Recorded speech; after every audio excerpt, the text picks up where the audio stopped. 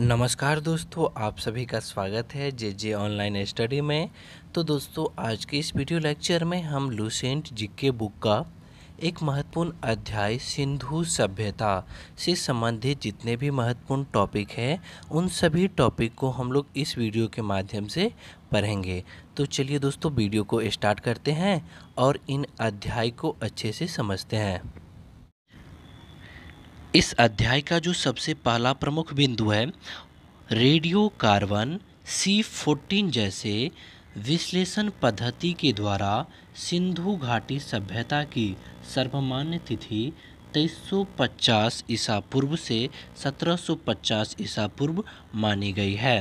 तो radio carbon यानी C14 जैसे नवीन विश्लेषण पद्धति के द्वारा सिंधु घाटी सभ्यता की सर्वमान्य तिथि जो है, ये काल है, वह 2350 ईसा पूर्व से 1750 ईसा पूर्व मानी गई है।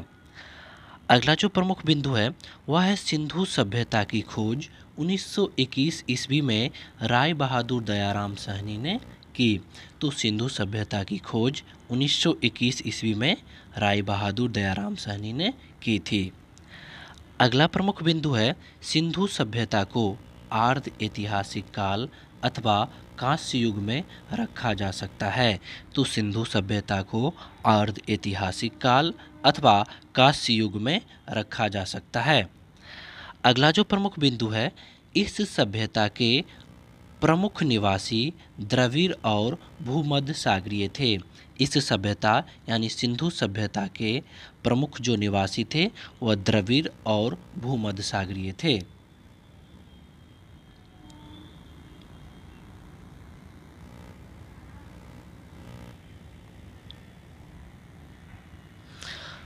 अब देखिए, अगला जो प्रमुख बिंदु है वह सिंधु सभ्यता के सर्वाधिक पश्चिमी पुरास्थल सुतका गेंडोर बलूचिस्तान जो कि पाकिस्तान में स्थित है, पूर्वी पुरास्थल आलमगीरपुर मेरठ उत्तर प्रदेश में स्थित है। ठीक है, उत्तरी पुरास्थल मांदा अखनूर जो कि जम्मू कश्मीर में स्थित है, और दक्षिणी पुरास्थल दायमाबाद अहमदनगर महाराष्ट्र में है। तो ये जो है सिंधु सभ्यता की जो है विस्तार है, और सिंधु सभ्यता का जो आकार है वो लगभग त्रिभुजाकार है। ठीक है, अब देखिए, अगला जो प्रमुख बिंदु है वह है सिंधु सभ्यता नगरीय सभ्यता थी।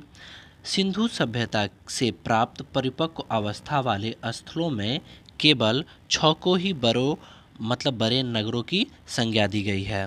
तो सिंधु सभ्यता नगरीय सभ्यता थी। सिंधु सभ्यता से प्राप्त परिपक्व अवस्था वाले स्थलों में केवल 6 को ही बड़े नगरों की संज्ञा दी गई है।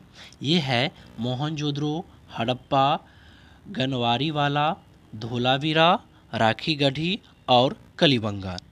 ठीक है, अब देखिए, अगला जो प्रमुख बिंदु है वो हड़प्पा के सर्वाधिक स्थल गुजरात से खोजे गए हैं। हड़प्पा सभ्यता के जो सर्वाधिक स्थल है वह गुजरात में खोजे गए हैं। ठीक है,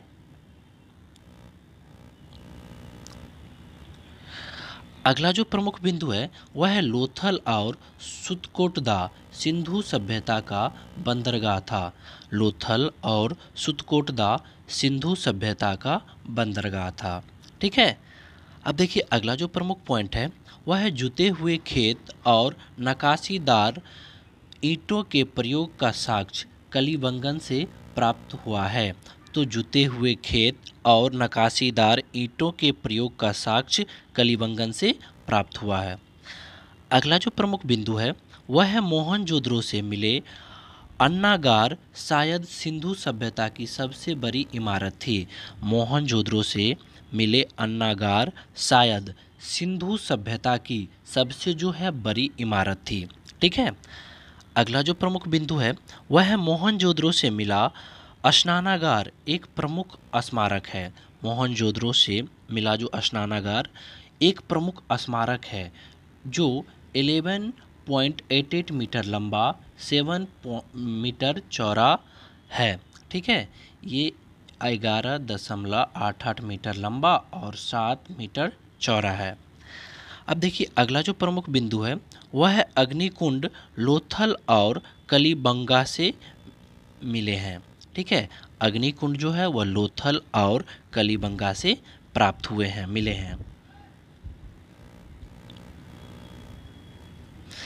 अब देखिए अगला जो प्रमुख बिंदु है वह है मोहनजोदड़ो से प्राप्त एक शिला पर 3 मुख वाले देवता की मूर्ति मिली है।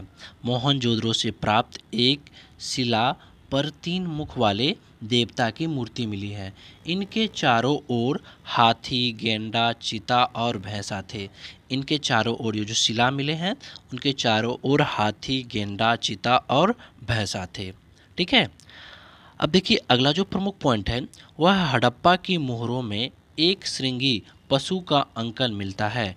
हड़प्पा की मोहरों में एक श्रृंगी यानी एक सिंग वाले पशु का अंकन मिलता है।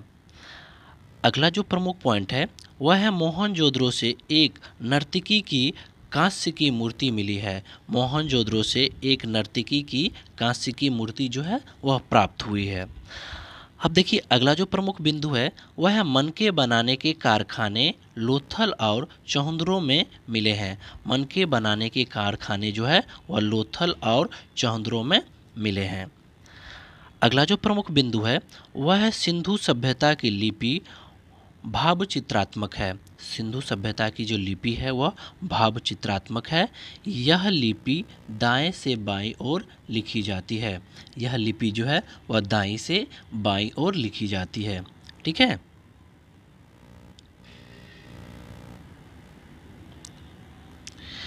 अब देखिए अगला जो प्रमुख बिंदु है वह है सिंधु सभ्यता के लोगों ने नगरों और घरों के विन्यास की ग्रिड पद्धति अपनाई थी। सिंधु सभ्यता के लोगों ने नगरों और घरों के विन्यास की ग्रिड पद्धति जो है वह अपनाई थी, यानी दरवाजे पीछे की ओर खोलते थे। ठीक है। अब देखिए अगला जो प्रमुख पॉइंट है वह है सिंधु सभ्यता की प्रमुख फसलें थी गेहूं और जौ। सिंधु सभ्यता की प्रमुख फसलें कौन सी थी? गेहूं और जौ। अगला जो प्रमुख बिंदु है वह है सिंधु सभ्यता के लोग मिठास के लिए शहद का इस्तेमाल करते थे। सिंधु सभ्यता का जो लोग है वह मिठास के लिए किसका प्रयोग करते थे? तो शहद का। अगला जो प्रमुख बिंदु है रंगपुर और लोथल से चावल के दाने मिले हैं। रंगपुर और लोथल से जो है चावल के दाने मिले हैं, जिसमें धान की खेती का प्रमाण मिलता है। जिसमें क्या है? तो धान की खेती का प्रमाण मिलता है। ठीक है।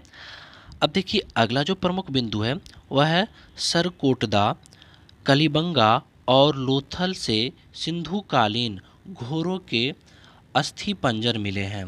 तो सरकोटदा, कलिबंगा और लोथल से सिंधुकालीन घोड़ों की अस्थि पंजर मिले हैं। ठीक है।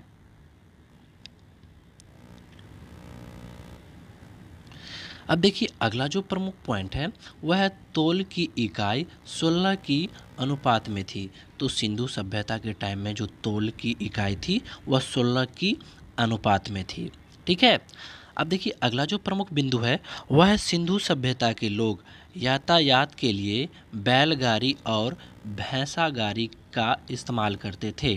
तो सिंधु सभ्यता के लोग यातायात के लिए बैलगाड़ी और भैंसा गाड़ी का इस्तेमाल किया करते थे। ठीक है। अगला जो प्रमुख बिंदु है मेसोपोटामिया के अभिलेखों में वर्णित मेलुहा शब्द का अभिप्राय सिंधु सभ्यता से ही है। तो मेसोपोटामिया के अभिलेखों में वर्णित मेलुहा शब्द का अभिप्राय सिंधु सभ्यता से ही है। ठीक है। अगला प्रमुख बिंदु है हड़प्पा सभ्यता का शासन वर्णिक वर्ग को हाथों में था। ठीक है। तो हड़प्पा सभ्यता का जो शासन वर्णिक वर्गों के हाथों में था। अब देखिए अगला जो प्रमुख बिंदु है वह है सिंधु सभ्यता के लोग धरती को उर्वरता की देवी मानते थे। सिंधु सभ्यता के लोग धरती को उर्वरता की देवी मानते थे और पूजा करते थे। तो सिंधु सभ्यता के जो लोग हैं वो धरती को उर्वरता की देवी मानते थे और साथ में उनकी पूजा भी करते थे। ठीक है। अब देखिए अगला जो प्रमुख बिंदु है वह है पेड़ की पूजा और शिव पूजा के सबूत भी सिंधु सभ्यता से मिलते हैं। तो पेड़ की पूजा और शिव पूजा के सबूत जो है वह सिंधु सभ्यता से मिलते हैं। अगला जो प्रमुख बिंदु है वह है स्वास्तिक चिन्ह हड़प्पा सभ्यता की ही देन है। स्वास्तिक चिन्ह जो है वह हड़प्पा सभ्यता की ही देन है। इससे सूर्य उपासना का अनुमान लगाया जा सकता है। ठीक है। अब देखिए अगला जो प्रमुख बिंदु है वह है सिंधु सभ्यता के शहरों में किसी भी मंदिर के अवशेष नहीं मिले हैं।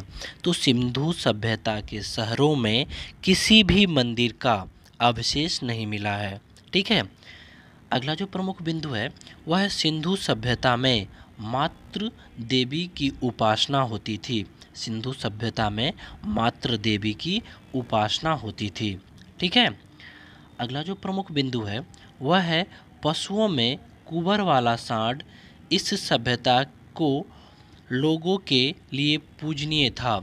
तो पशुओं में कुबर वाला सांड इस सभ्यता के लोगों के लिए पूजनीय था। ठीक है।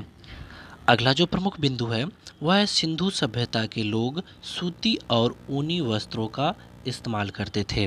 तो सिंधु सभ्यता के लोग सूती और ऊनी वस्त्रों का इस्तेमाल करते थे यानी प्रयोग करते थे। अगला जो प्रमुख बिंदु है वह है मनोरंजन के लिए सिंधु सभ्यता को लोग मछली पकड़ना, शिकार करना और चोपड़ा और पासा खेलते थे।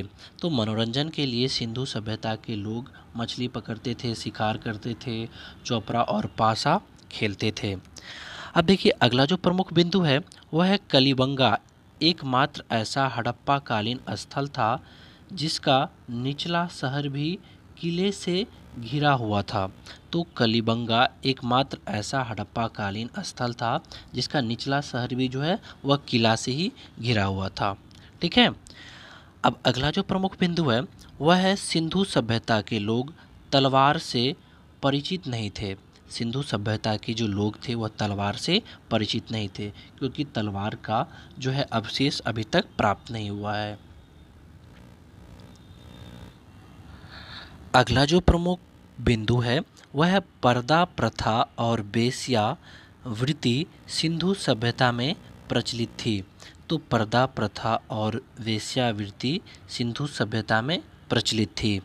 अगला जो प्रमुख बिंदु है वह है शवों को जलाने और गाड़ने का प्रथा प्रचलित थी।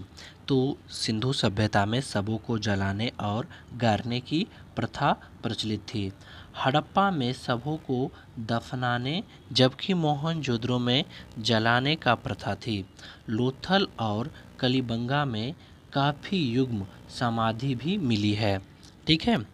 अब देखिए अगला जो प्रमुख बिंदु है वह है सिंधु सभ्यता के विनाश का सबसे बड़ा कारण बाढ़ था। सिंधु सभ्यता के विनाश का सबसे बड़ा कारण क्या था? तो बाढ़ था।